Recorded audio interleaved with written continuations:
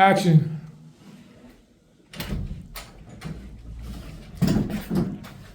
What's the name of your book? Well, I don't know. I have to dip for everybody. Right. I'm only dipping for one of y'all. Wow. I mean, you want me to? I No, no, can, do but what you you can't do. even see it. Now do what you do. Action.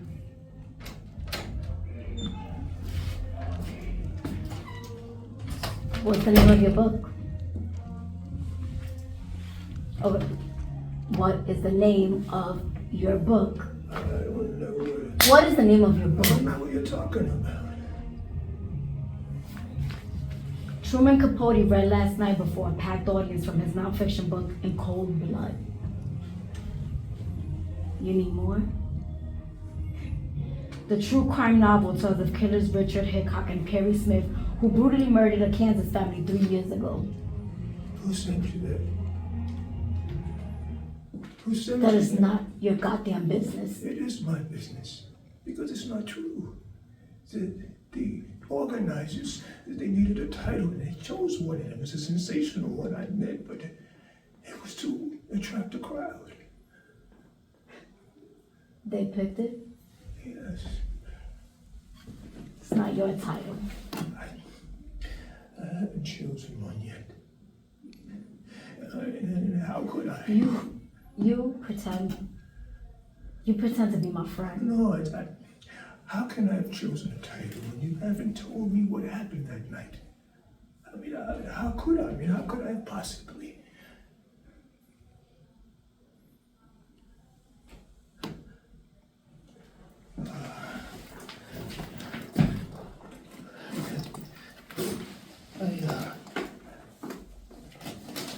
I have something from your sister.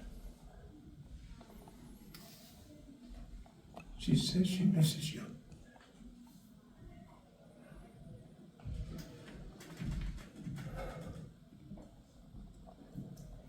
It's okay. Look, I'm sorry I didn't tell you what they made me call the book. And the truth is, I can't pretend to be your friend because I can't help but want to be. You don't have to tell me anything if you don't want to.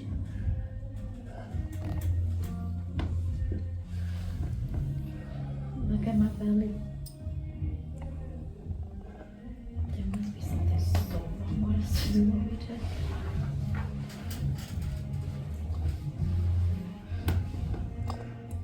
We heard there was $10,000 in that house. But once we tied up everybody and searched the whole house, I knew that the guy who told us was wrong. Ahí no había nada de dinero. But Dick, he wouldn't believe that. He went through the house, banging on the walls, looking for a safe. He said when he was done, he was gonna come upstairs and have his way with Nancy. But yo no lo iba a dejar. You know, I stayed up there with Nancy. And it was nice there. Then Dick came to get me, and we went to the basement where we had Mr. Clutter and the boy. They kept saying no witnesses. But I figured out if I waited him out, he'd get tired and just give up and leave him up there. Mr. Clutter had his wrists tied up over his head. They were tied to a pipe. He looked like he was hurt, so I cut him down.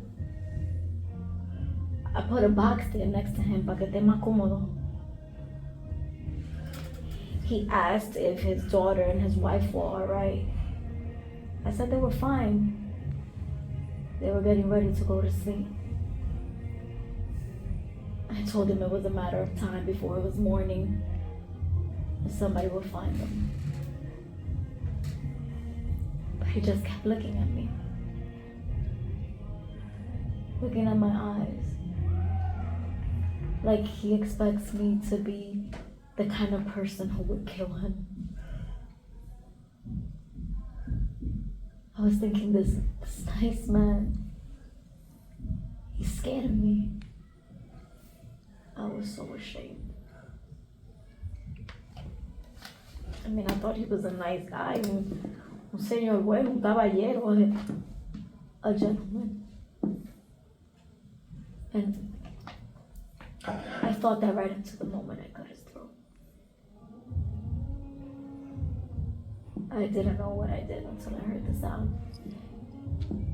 It was like someone drowning underwater. I was staring at him, bleeding on the floor. I told Dick to finish him off, but he wouldn't do it. And I couldn't leave Mr. Clutter like that. So I got the shotgun. Then I went to Mrs. Clutter's room, and then we drove off. So what do you think about me now?